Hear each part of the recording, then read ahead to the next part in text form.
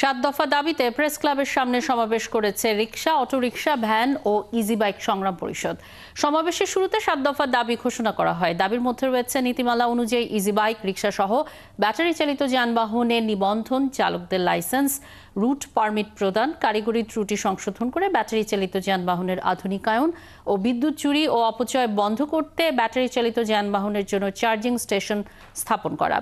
এ সময় জুলাইয়ের গণ অভ্যুত্থানে নিহত ও আহত সব শ্রমিকের ক্ষতিপূরণ, চিকিৎসা ও পুনর্বাসন ব্যবস্থা সহ আগামী 7 দিনের মধ্যে সংক্রান্ত নীতিমালা প্রণয়নের দাবি জানানো হয়।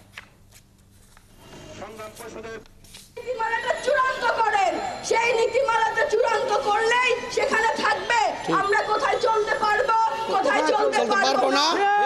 ওই যাত্রাবাড়িতে যখন গুলিবিদ্ধ আন্দোলনকারী রাস্তায় ছটফট করছিল, কোনো অ্যাম্বুলেন্স নাই, কোনো গাড়ি নাই, তখন এই অটো চালকরাই সেখানে অ্যাম্বুলেন্সের ভূমিকা আমার এই ইলেকট্রিক ব্যাটারি, তারা তো কোনো কার্বন দূষণ করে না, তারা তো সবচেয়ে নিরাপদ বাহন।